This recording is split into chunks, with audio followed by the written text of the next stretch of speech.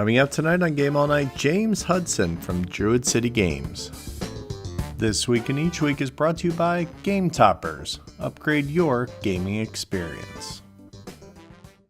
Welcome to Game All Night.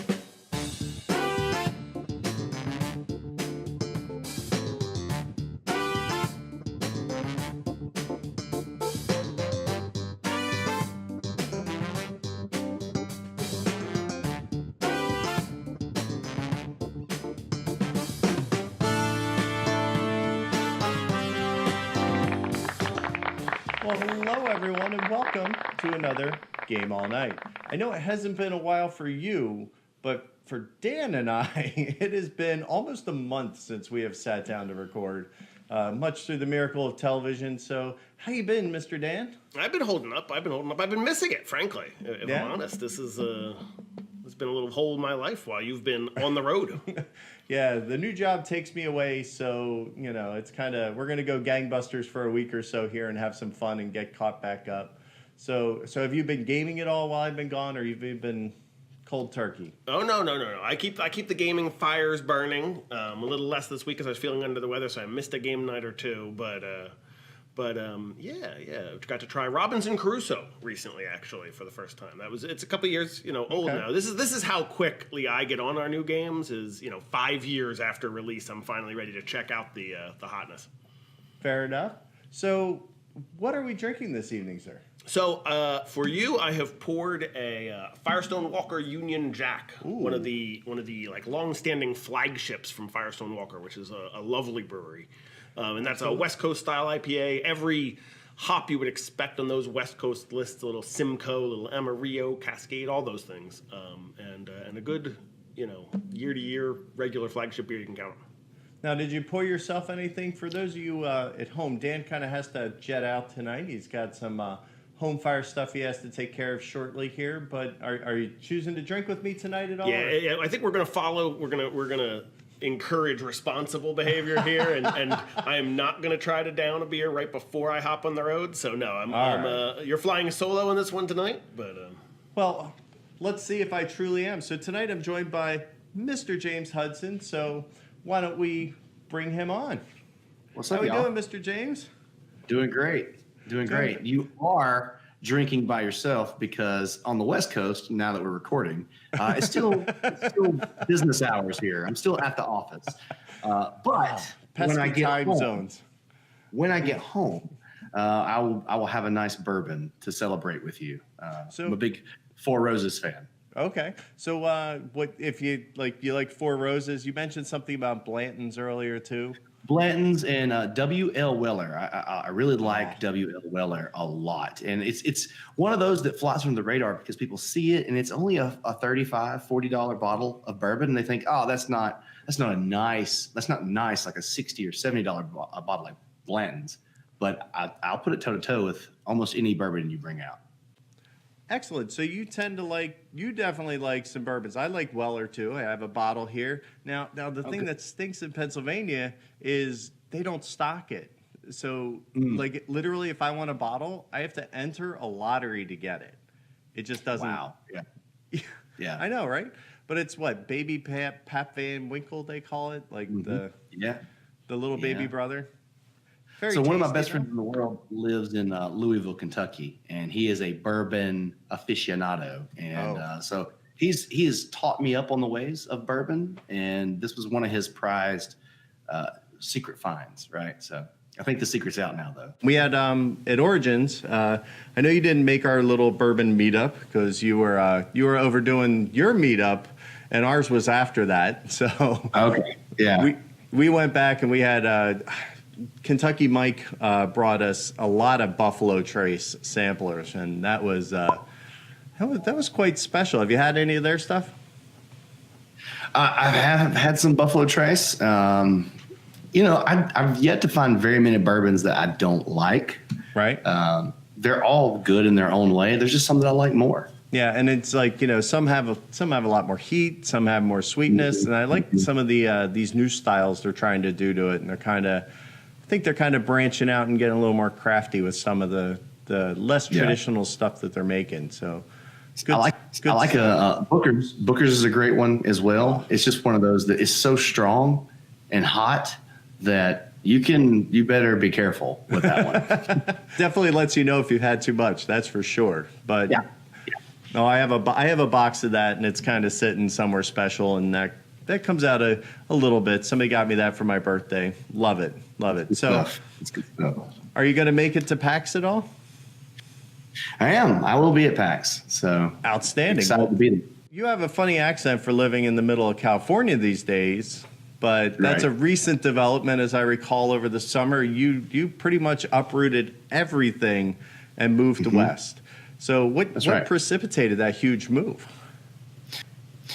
So, I'm from Alabama, and it was one of those things where opportunity, we'd kind of co-publish games with Skybound for 3 games up to that point, and they made an offer. They were just like, hey, I think we're moving in the same directions. We have a lot of the same wants and needs and long-term vision. Why don't we make this a more permanent thing? And I couldn't disagree. And so we're now Beverly Hillbillies. So here we are.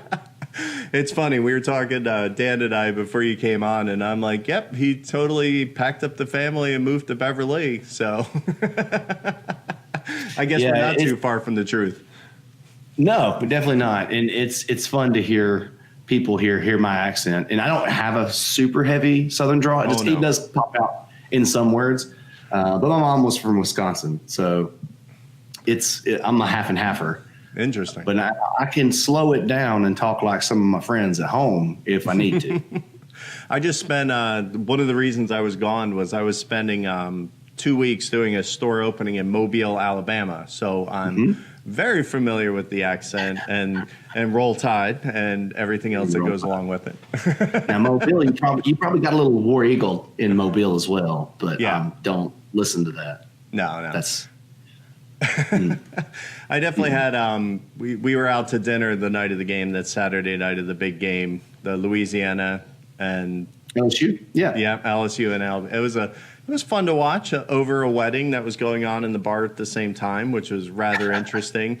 Sitting there on the causeway, eating some oysters. It was a good night. I'm not going to complain, especially if you're a Bama fan.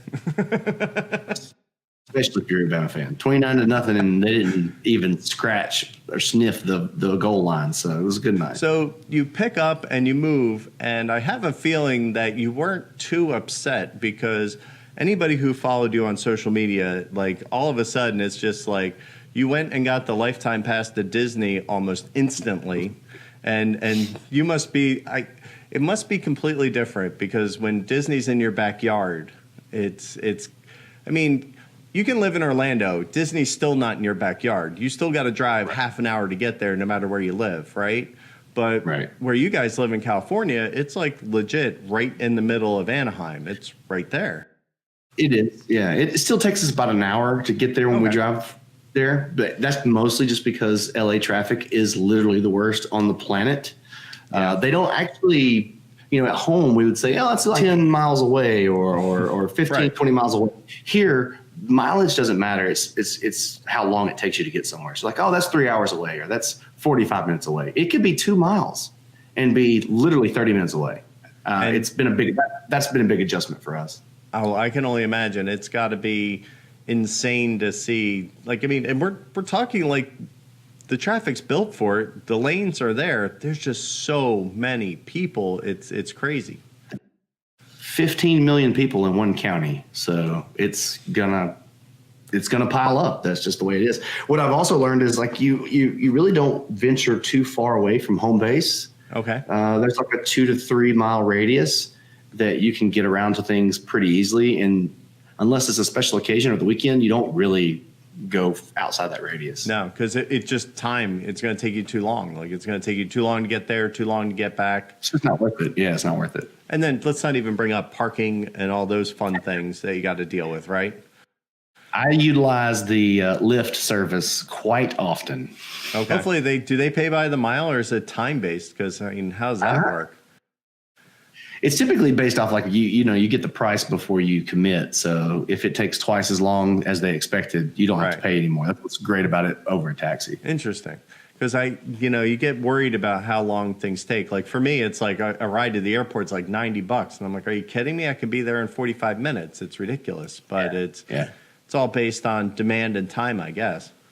Yeah, absolutely. So you founded Druid City Games not that long ago, am I correct? I mean, I want to say it was within the last 2 years. Yeah, it was. We did our first game on Kickstarter in the summer of 2016. Okay. Yeah. That was Barnyard Roundup. It was a quick little fun, small family bluffing game. Yeah. Right. So then we did that, and then you ran into Grim Forest. So yes, that's right. So the Grim Forest was number 2. And we teamed up with Tim Eisner on that, who we now famously team up with on everything, it seems like, because Tim is phenomenal and super talented. And then we went into Guardian's Call, then into Sorcerer City, and then now Tidal Blades that we just finished. Are you opening up any late pledges? Because it looks gorgeous. Yeah. It's huge and outright amazing. Yeah, the late pledge will open in a few weeks. There's always that little down period that you have to get all your backer information into those systems. But that's something we're going to take late pledges all the way up to the point of like hitting the go button on production. Makes sense. I mean, I don't know if anybody's seen the production value you guys put out, but Grim Forest, I saw it at Gen Con, Origins this year, and I had to buy it. And like I bought it from you. You were being inundated with people, so it was a very quick exchange. But I'm just like, the production's gorgeous. I love the game trays in there too. I love how much that adds to a game and everything. And it's, it's fun to have a really well produced midway game that you can break out and show your friends what this is all about. And, that really does that because, the production value and everything was just fabulous. You don't need fancy bits if they're great bits, right? Right. I think table presentation is one of the most important things when it comes to a board game, especially if you're trying to win somebody over into our hobby. If something's gorgeous and like draws you in, that makes what you're trying to do that much easier. Right. So that's something that I put a really high value on, and production components and quality. And that's something that that's a bar that I hope to hit on every game that we do. Guardian's Call is a good one because it didn't have a big turnout on Kickstarter. So we didn't have a lot of funds, but we still put a lot of stuff into it. Like we still ended up making a game trays for it. We still put minis in it. We still upgraded some of the other components just because we still want that experience when you open one of our boxes. Right. And I think, it definitely helps. It, like you say, it sells the game and it helps tie everything together. And we don't have to make that distinction when we're explaining the games to people who may not game a ton about, what this cube represents. It's like, this is a piece of a house. This is a roof. We're not just stacking 3 cubes on top of each other. It makes a big difference, right? So Tidal Blades just got finished up, and like as we're talking right now, and that thing was hugely successful. What do you think really contributed to its ultimate success? 100% it's the theme and the art. Like Mr. Cuddington, they worked on Grim Forest. They also actually did Barnyard Roundup, but they done Santorini, Brass, Steampunk Rally. Excuse me. They're prolific and unbelievably talented artists. And this is a world that they created. They thought of it from scratch, the narrative, the whole shebang. Right. And I think the world is just something that's super attractive that people want to it's just warm and fluffy, and you kind of want to lay down and take a nap with it and just cuddle it. It's about the ocean, the reef, the theme, like just barely looking at anything. The theme is just frontmost and fore right up there, telling you what it's about, and that color scheme and everything just really nails it home. Yeah. It was one of those that it kept getting Final Fantasy, Chrono Cross, Breath of the Wild, were a lot of comparisons that it was kept getting throughout the campaign, and I think all of those are fair in also that it's its own thing that's kind of pretty unique. Right. So when we have a game like this, okay, and we're talking, there's miniatures, there's cards, there's bits you're building, there's a game trays you have to work on. You have a lot of moving parts that are happening around this thing. So is it where you try to front load that, or is it like, okay, now the real work begins and we have to start like making all this come together? Like, what stage do you feel you're at? I'd say it's half and half of that. You know, a lot of it we had prepared going into the campaign because you just have to, right? You have to be able to make a prototype that a reviewer can play and show off on their own channel. You've got to have that presentable. And so a lot of it was already done, but a lot of our stretch goals, because you don't know if you're going to hit those or not. You don't know how deep into your roster you're going to go. Those are kind of being made, at least the art for them are being made on the fly. A few things, it depends, like the dice tray that's a part of it. That's one of the things that most people talked about. There's a custom dice tray that is thematic and built into the world. Like, that's just the thing that you talk to your manufacturer and you talk to Noah and the artist and you go, what are we capable of doing? We haven't done it. It hasn't been made yet, but we feel confident that we're going to be able to make these things. And so that's where you have to put that little asterisk and say not final, and there could be some changes because you do get into some of the limitations of actual production sometimes. But for the most part, if you're smart and do it right, you can work well with other people and figure out what you're capable of doing. Right. Now, do you think you need the experience to be able to really kind of flesh that out? Because I have a feeling that the stretch goal trap can be a big problem for somebody new starting out who's got to price and cost and make all these things effective, right? Oh, Chris, you're going to get me ranting. Oh, baby. We don't mind rants. It's all right. So I'll do a mini rant and then answer your question. So mini rant is Kickstarter backer entitlement has reached a new level. Now, hear me before the pitchfork and torches come out. I have backed almost 700 Kickstarters myself. So I am also a consumer, right? I've got, hold on, here by my desk, I've got Vindication. Okay. I've got Endeavor. I haven't had time to play these, but I've backed all these games on Kickstarter. I love when we unlock stretch goals. I love it, right? Right. However, especially in the context of what you were just asking, for a newer creator, the fervor that you get from a Kickstarter backer and the community is they want more. Cool. You gave us all those things, but we want more. Right. And it's easy to just destroy the margins because if you don't treat it like a business, you'll never make another game. Right. And you have to look at your P&L. You have to look at profit and loss and your COGS. And if you don't, you'll make one, you'll lose a bunch of money and say, well, that was fun. And then you won't come back. I didn't make any money. I didn't really lose a lot of money on Barnyard Roundup, but I didn't make any money. And it was one of those, it was kind of my lead in to see, like, how do I figure out how to do all this stuff? Right. And I'm afraid big early. I don't want to tell people what they can and can't do. You're just going, it's on the job training, and you're going to get better with every one that you do. And it would be smart to do a small something first so that you can kind of wade into it and figure things out. And so it's tough. Stretch goals can absolutely destroy the margins, which make it feel very unrewarding to say, okay, we funded, we made it, we sent it out, we lost thousands of dollars. Okay. Do we want to do another one? No, probably not. Yes. So is it also the problem of, okay, we reached all these stretch goals, but they're just for the Kickstarter version, deluxe version. They're not for the base game. So all the buzz ends up being around the Kickstarter version, but not the core game that you sell at retail. It's like, well, I think when it comes to retail, you've got to have a good game, right? At the end of the day, if the game is not engaging and fun and unique and brings something new, it doesn't matter. You can have all the fancy bits in the world. If there's not good, Jamie put a ton of fantastic things into Scythe. Indeed. But if we got it and played it and it wasn't fun or interesting, we wouldn't be talking about it.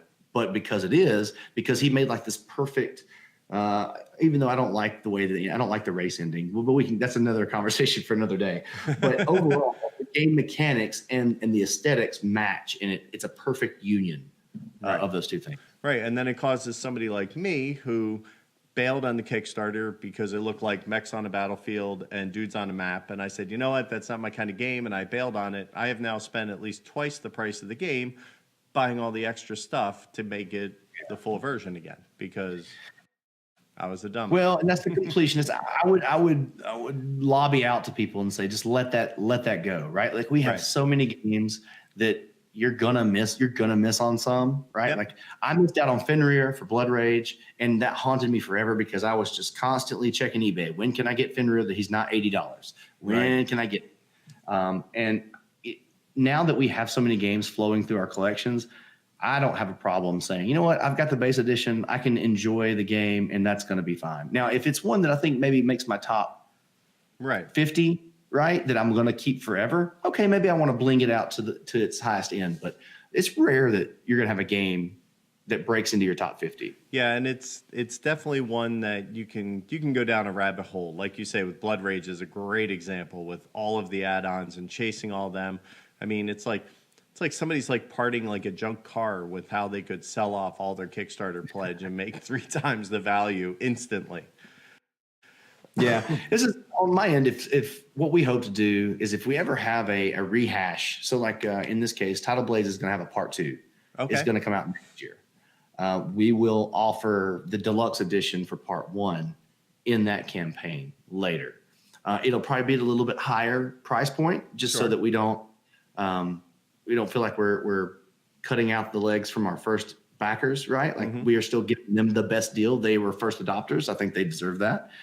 But end of the day, I hope that we don't have any of the Blood Rage situations going on, because that doesn't feel good if you want to be a completionist and you want all the things and you can't get them reasonably. Right. Whereas, you take the Scythe model as a good example because it's all available, but you'll just have to pay for it and you can buy it through retail, it's kind of a nice compromise if you didn't hop on that bandwagon, and it allows him not to have to produce, crazy, ridiculous, expensive versions again. So makes sense. Sure. Yeah. All right. Well, you know what? I think this is a great place to take a quick break. So we'll be right back after this. Pontifications with Patrick Hillier.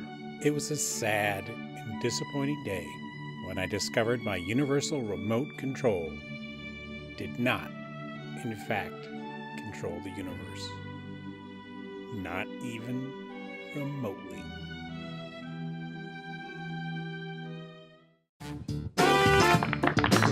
Welcome back, everyone. We're still here. We hope you're not doubled over with laughter and comedic value from that wonderful pun that is Mr. Patrick Hillier. He's stepped up. I don't know. Do you know Patrick at all, James? Or I've met him in passing. He's rather puntastic, and he does a little thing for us called Pontifications, where he endows us with his wonderful musings and groan-worthy affectations. So it's definitely fun to listen to. So walk me through kind of this journey from, again, those of you who follow you on social media know that you've not left the video game world completely behind. You still do BlizzCon. You still have fun. Wearing my Overwatch shirt right now. LA Valiant right here. There you go. So obviously this is still a big part of your life. You still enjoy it. How has that impacted your board game life at all? It really hasn't, mainly just because when I fell in love with board games like 6 years ago, it was because I was searching for something to get me and my family connected, or even my friends, right? Because I miss those days of sitting around, even when playing video games like GoldenEye 64 had the quad box TV where we're all shooting at each other. You were physically there, but video games have turned into such solo experiences, especially like I played a lot of World of Warcraft, and I would spend hours raiding and just in my little zone by myself, and I missed human connection. And that's when my friends reached out and said, let's play board games. And I called them idiots. I'm like, I don't want to play Monopoly. And they're like, no.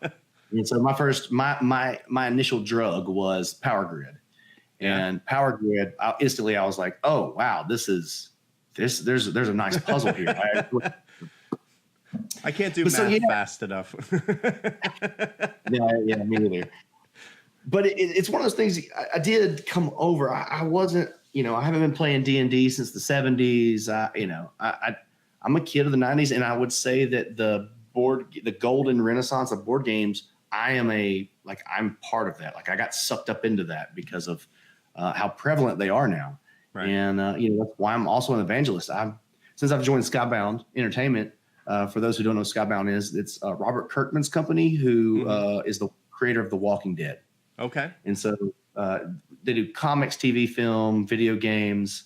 There's 8 different divisions here that do all sorts of things. Wow. And I'm an evangelist. They're like, hey, who's this guy who's here making board games? And like, I'm starting a board game night here in the office. I'm walking around at lunch like, who wants to play a board game?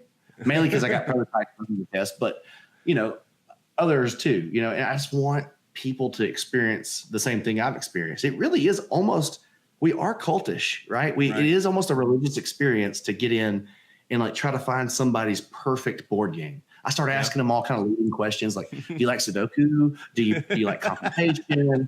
Like I'm trying to like curate the perfect board game experience for them so that I can hook them. Yep. You definitely kind of, I don't know, we get this this board game concierge moment where you're like, you see City Slickers when he's like, when they're talking about the ice cream and he's like, he can pick the perfect ice cream to go with any meal. And you're just like, that's me with board games. Like I want to find, and of course, as a result, your collection is going to range from, I have in the living room, I have dexterity and party games to, 18xx in the basement. It's everywhere in the house and every range. Like I feel the need. If I have a need in gaming, it's that I have a game for anyone who walks in the house. Does that make sense?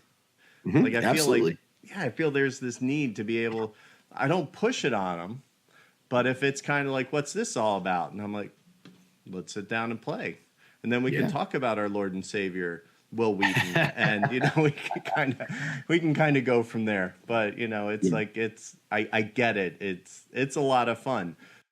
So there's a ton of games in my collection that I don't necessarily want to play on my own, but I keep them around just for that occasion. Like, what if someone needs to play Small World? I don't want to play that anymore because I've played the crap out of it.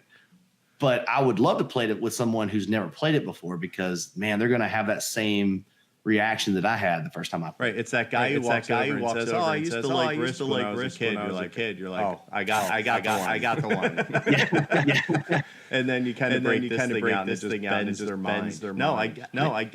You start playing, and you're enjoying this, and obviously very evangelical about it. What kind of flipped the switch to design, and then eventually making your own company that would produce these?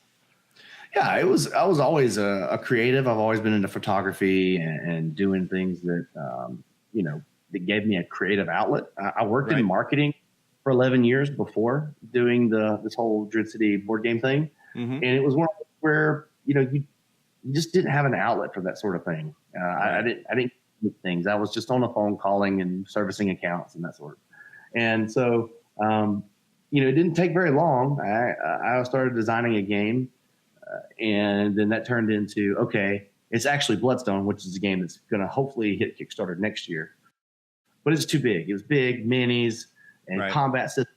And the more I researched and read Jamie Stegmaier's blogs, I was like, there's no way I can risk my family, everything on trying to bring this to market. So that's when I was like, what is it?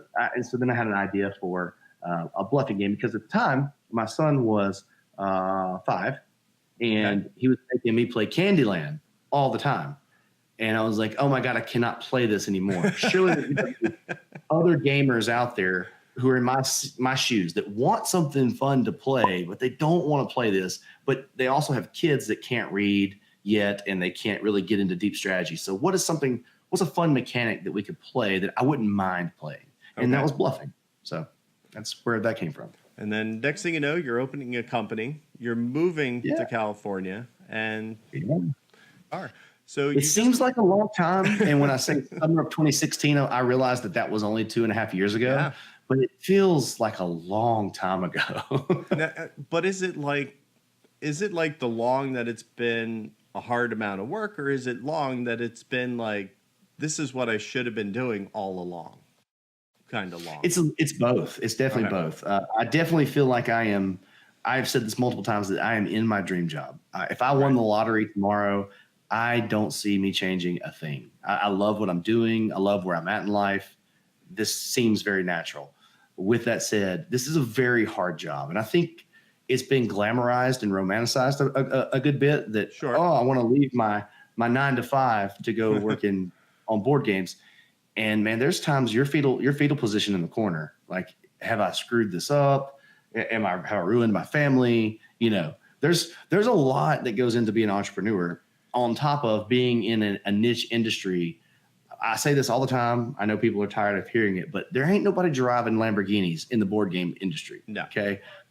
So margins are thin. If you mess up, you could really mess up. So it's I like to put the real talk on it a little bit to slow the roll of some people who think that they want to jump into it, because it's not for the faint of heart. It's one of those jobs where everybody feels like they can do a little piece of it, right? Either we can do the marketing piece, or we can do, I mean, I have a couple cards sitting here. I'm sure I can make a game. I'm sure it'll be great, right? You know, it's just like everybody feels like they can do a piece of the job. So I think it can be very romantic to say, I want to do all of it. And I have everything. But then when you literally are the entire company, or maybe it's you and somebody else, and now you have somebody else's future tied to yours. Yep. I don't know. That's not for the faint of heart, being a small business owner like that. Now, you have to quickly identify the things, and you got to be self-aware. That's key number one.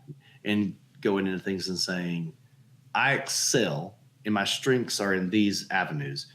And also at the same time saying, I really suck at these things and I better go get help and pay someone a fair wage and not just ask them to do it. If you're not good at marketing, you can't just get free marketing, right? You've got to pay someone to help you do your marketing. It takes a lot of investment on the front end. And I think that's where the rubber meets the road for a lot of people. They find out really quickly that they don't have the capital on the front end to really make a real go at becoming a board game publishing company. This is where Kickstarter has dramatically reduced that entry point, right? And made it easier for us to do this. Because if there was no Kickstarter, I would still be working at that marketing company, no doubt. So thank you, Kickstarter, for building this platform. Right, but it's also one of those things where you don't strike me as somebody who's going to stay on there forever either. Like, it feels like, you know, you're kind of using this as a launch pad to get to a stable traditional model, or are you? I don't know. I think Kickstarter has become synonymous with where games come to, right? Okay. So you see a Renegade who they had no need for Kickstarter, but they still brought a game to Kickstarter. Right. So I think it's to the point where Kickstarter almost is it's a new nomenclature for buying games. It's just one of the facets. So yes and no. I think in the early days when it was the I have an idea and I wrote it out on a napkin and this is my way of doing a thing.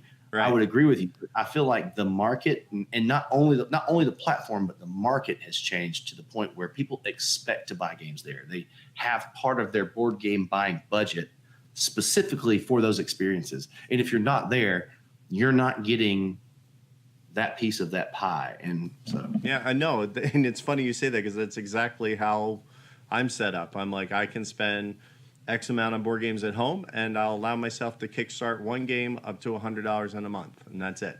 Yeah. Like, it's like you kind of have a drawn budget, which sucks when everybody launches theirs in the same month, I might add. And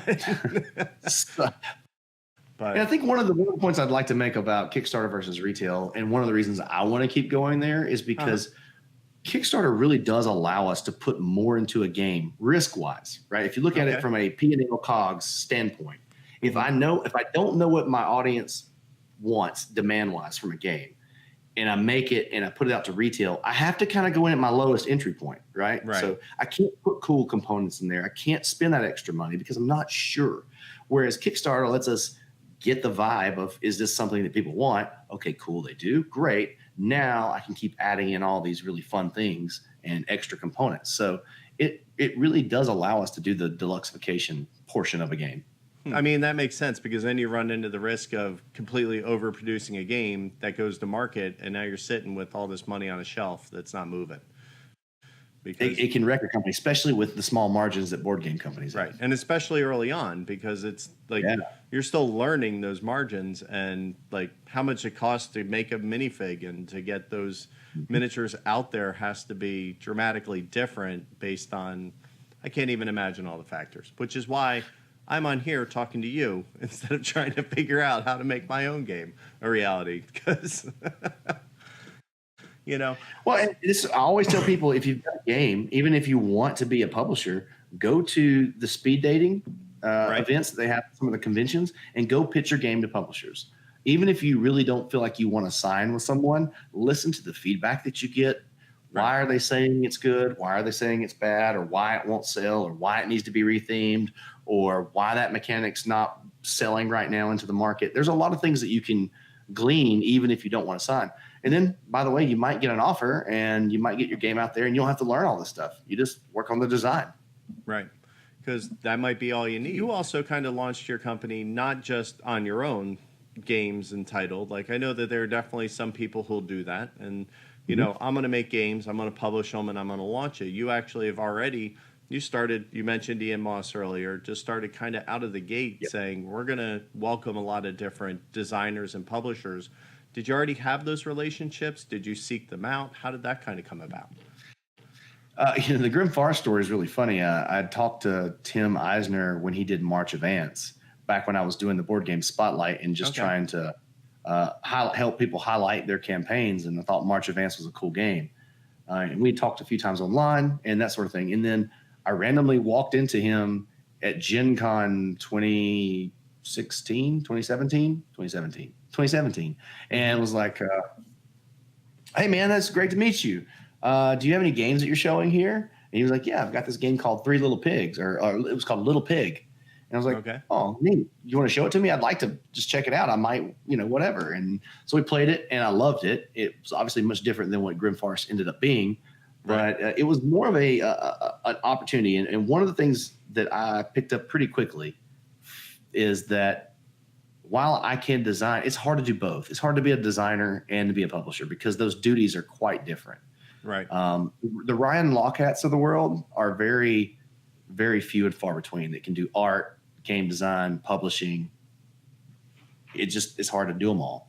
And I found pretty quickly that my strengths were more on the publishing side and development. I still enjoy deving games, but dreaming up stuff from the beginning is a lot harder than it sounds. So he went on to do this new one, the Wonderland's War. So I had to ask you about this one because this is another Eisner game. Now, I also find it very interesting that a guy named Eisner did both Grim Forest, which is kind of a fairy tale theme. Now he's doing Wonderland. Right. Is he related to the Eisner that we know, or is it just a weird coincidence? No, it's a weird coincidence.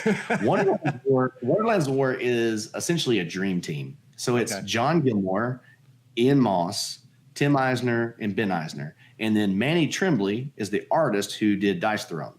Okay. And so I've assembled the A-team for this task. And I'm really excited about this game because it's a John Gilmore. It started with his framework of this monstrosity Frankenstein idea that he had, where he wanted to take. I think most of his ideas start that way. Two totally different game types, and he wanted to. He described it to me as like, you have the game board, you do all the stuff for the first half of the game, you clear everything off, you flip the game board over, and there's the second half of the game. And that was his pitch, and I was like, okay. That sounds crazy. I've never heard of that. Show it to me. And so as we went through it, and it was one of those, I was like, I've got this theme that I think would work well. I've got Tim and Ben. I'd like for you to work with them. And so it just kind of all came together. It's essentially, it's worker placement for the first half, and it's war skirmishy area control for the second half. Yeah. No, it definitely looked, just the little bit, and I'm sure Rado appreciates it. I know I do, that you're somebody who has anticipated games coming with very fleshed out descriptions. Thank you very much. So it was very interesting reading through and even seeing some of the concept stuff you already have posted up on BGG. It looks like it's, and of course, like you say, John Gilmore has that very interesting, quirky aesthetic that something special is going to come out of it because he doesn't seem to ever make the same game twice. No, and what's crazy is you talk to John Gilmore, you're like, hey man, what are you working on right now? He'll pull out his phone and it's got like his game ideas. He just scrolls. I was like, how many's in there? I was like, don't keep scrolling. Just how many's in there? I know you know. He's like, it's like 74. There's like 74 game ideas in there. I'm like, that doesn't make sense. And that was one of the times that I knew that I wasn't a game designer. You know, right. It's like that's a game designer. I'm just a dude that had an idea. Well, I also think it tends to fall from the designer crafter, like the Reiner Knizia style creators versus, say, the Ryan Lockett's, who are more designers and artists. And so I think that there's kind of, he's definitely more of a mechanics first, and then we'll worry about the rest later. But, you know, then you have Ryan, who's just, you know, he made Islebound because he wanted to draw boats. So it's got to be hard to balance the creative and, you know, those kind of aspirations with the organization and structure that's required from, you know, looking at a P&L and watching your bottom line and being able to manage those things. So, yeah, I didn't do a good job of the P&L part early on. It was kind of a damn the torpedoes type of situation. I want to put this in the game. I don't care how much it costs. And you learn pretty quickly that you're not going to stay in business very long if you do that every single time. Right. And sometimes you choose, right? Sometimes you choose a thing that you're like, I have to do it this way. This is my vision for the project. Do it. But you got to be smarter. You got to be smart, and you have to generate resources so that you can keep making more cool stuff. Right. Because, I mean, yeah, it's cool to throw a mini in, but if the mini doesn't really have a place or it's not really adding value, then it's like, is that money I can better spend somewhere else? You know, developing something else or buying a great game tray and putting it in there and things like that. Like, I'm sure you'll find that out when you open up that Endeavor finally and, you know, you get to break that bad boy out. They did I think that's one of the things that I changed my method a little bit on Tidal Blades. Okay. To kind of try to compensate. So we've got game trays in the deluxe edition, right? That comes with the deluxe edition, but the retail edition is not going to have game trays in it. So you're just going to get regular cardboard. However, I'm going to overprint the portions that would fit in the retail box. And if you want those, I'll have those for sale on the website because I sucked it up and we ate that margin on Grim Forest, but I learned pretty quickly that I can't do that every time. So I'm trying to toe the line of, I want to make it available to the people that's important to, but some people don't care, right? Like some people threw away my inserts because they didn't fit in their brand of sleeve cards, which hurts my heart. You're like, no, you can't throw that away. And so that's, we're gonna try to give the best of both worlds in the future, and try to thread that needle best we can. Awesome. So what else might be on the horizon beyond these guys? Like, I'm sure that there have to be other fires in the irons in the fire, as it were. So many. One of the big things here about Skybound is they have all these IPs on hand, all their comics. They're known for, obviously, the Walking Dead comic book. Right. But if you've ever heard of Invincible or Birthright or Manifest Destiny, they've got all these. There's like 35 different comic book IP worlds that they live in that I feel like are just ripe for board games to be made in. And so we're actually on the edge of announcing a Walking Dead card game that we've developed. Oh, wow. We've got a Birthright card game with John Gilmore and Ian Moss that we're working on. So there's a lot of stuff that we're spooling up there, but then also like just looking at my project board over here, I've got 8 projects that are in current development. Wow. And then I've got a whole stack that are in like early stages of concepting. So yeah, it's we're excited. I like making games. It doesn't feel like work, right? Like when I worked in my cube in Cube Land, right, and I had to go in and make my 30 calls a day and service all the things, that felt like work. This doesn't feel like work. And I actually have to ratchet myself back because it's like I can work too many hours and not pay attention to the family and my other relationships and my hobbies and like having any sort of margin in my life. Right. And that first year was pretty ugly. I went down the rabbit hole Well, any entrepreneur will do that because, it's scary, right? Because you're kind of like, well, we're gonna quit this job and everything that it gave me, and we're gonna just strike it on our own. And my biggest piece of advice for anybody who wants to do that is to prep yourself. So you pay off stuff, you get rid of debt, you build up some savings so that you have a little bit of a net. If you don't do that, you're not going to last very long.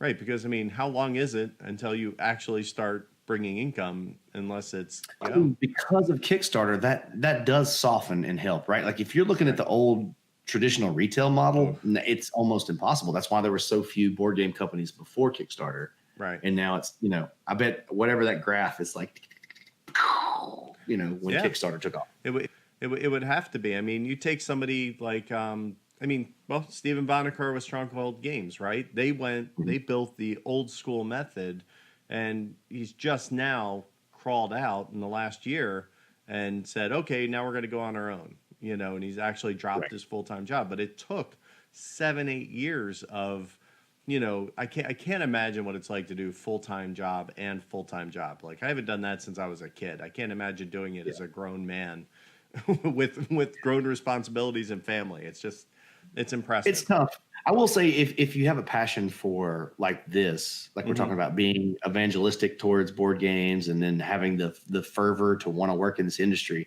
it doesn't feel like work. I think that's what makes it plausible. Okay. But it still wears you down very quickly.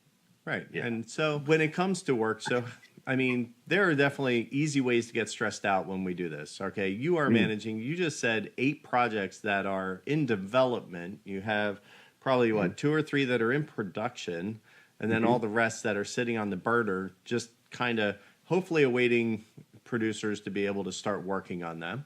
So how do you keep yourself organized? Like what's your main organizational method? Because you have to have something.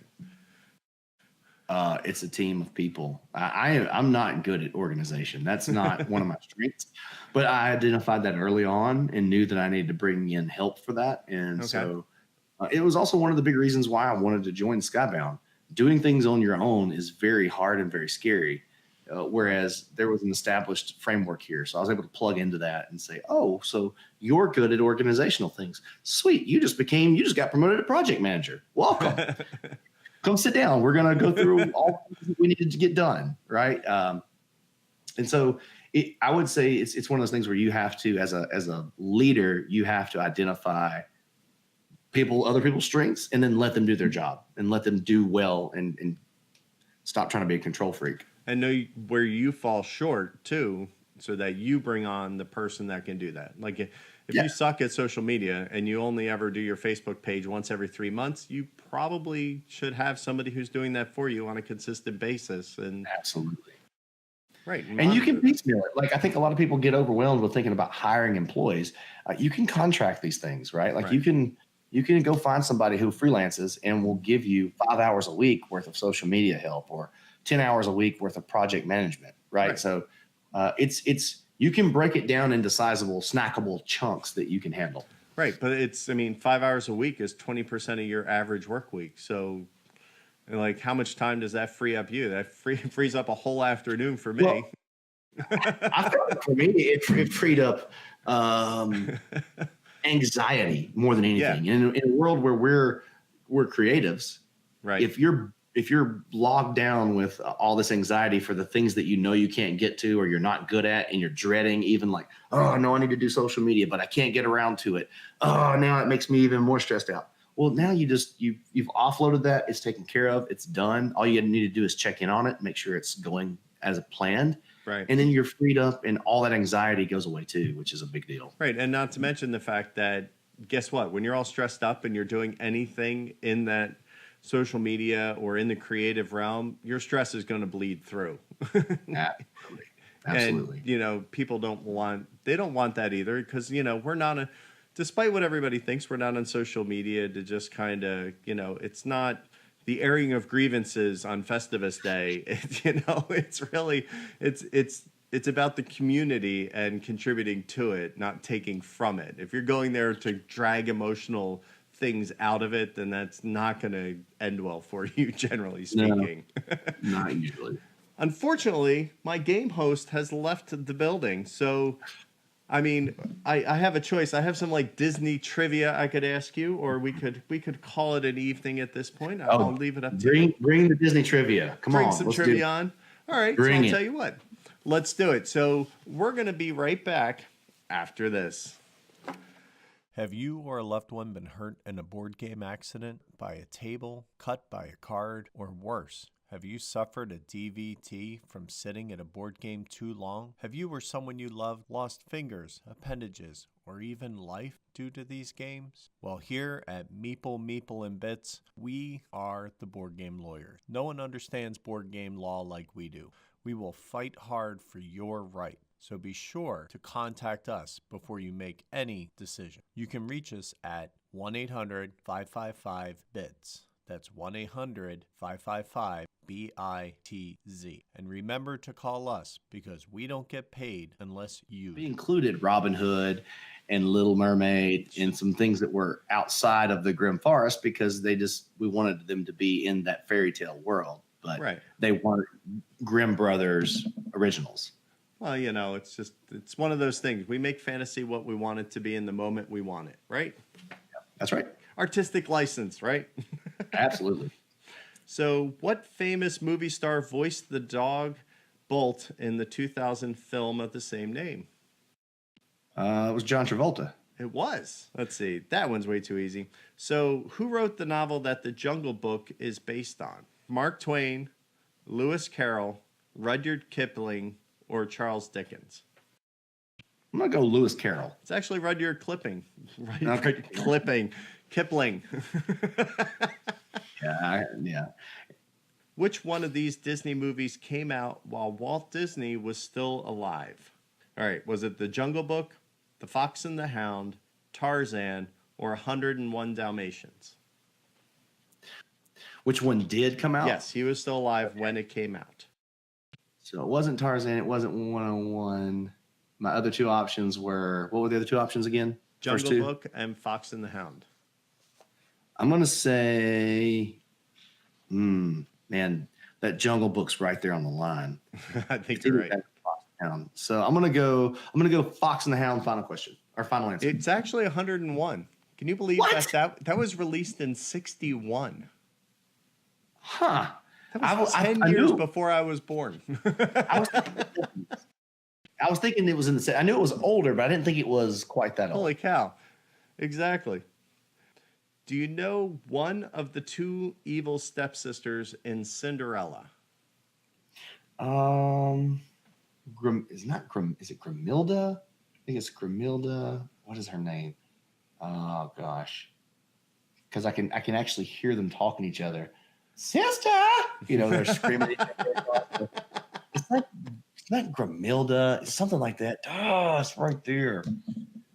We watched Cinderella quite a bit at the house too, but it's also been played so much that I also tone it out now. Because my little girl will put them on rotation. Grimilda, I don't know. Is Grimilda one of them? You're close. It's Drizella. And Anastasia was the other one. Anastasia. I worked with an Anastasia, so I was like, really interesting. Anastasia! I can hear it screaming. Yeah. You'll never forget again, right? No, that's right. I didn't in a spelling bee.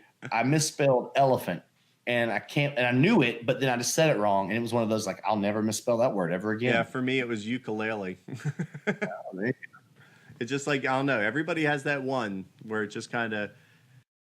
Isn't it fun that you get embarrassed in front of a lot of people and it like burns it into your mind? Yeah, at least they had like weird letters like U and kind of. Right. I don't feel too bad about ukulele, but. No, I feel like an idiot for elephant. Well, this has been a lot of fun, sir. Awesome. Yeah, thanks. Thanks for having me. Absolutely. Thanks for saying yes. Congratulations on the success of Tidal Blades. I look forward to seeing the final product. I'm excited. There's going to be a lot in that box for sure. Where can people find you, James, if they're looking for you on the interwebs and all that happy fun stuff? If you do pretty much anything Druid City games, like the Druid from Warcraft or Druid the Tree, Druid City is actually one of the nicknames for Tuscaloosa, where I'm from. Okay. But anything at Druid City Games will pretty much bring me up on any of the social things that you're into. Well, thanks so much for being on. I appreciated getting to know you and hang out. And, I'll have to make sure to swing by and say hi at PAX. I mean, I think I'm going to be a busy boy saying hi to everybody. This is going to be a lot of fun this year. And let's try to grab a bourbon while we're at it. No doubt. I look forward to that drink. Thank you at home for watching. Thanks, Dan, wherever you are, for stopping in briefly and being here this evening. And enjoy a bourbon and a Disney movie the next time you game all night. Great combo. Absolutely. Excelsior. Awesome.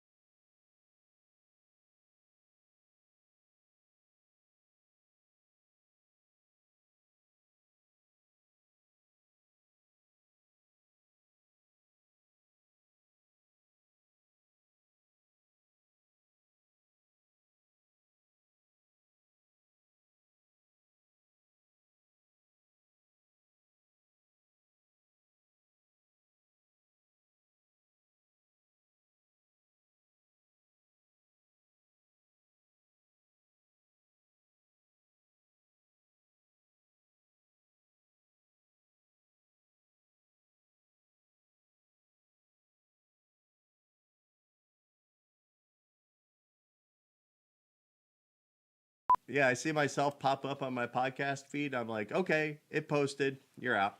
The guest is always right? I guess. Why not? Absolutely. I'm just left with Jason. So I don't know the origin of Excelsior. It's just something that when he was writing all of his columns in the 60s, that he always ended it with that. That was kind of his sign off. Because, Stanley was a big showman, right? And his application, Excelsior, I think by definition is onward and upward. Okay. And his definition is like onward and upward to greater glory. So it was just that kind of that call to say, always be working toward the next big thing.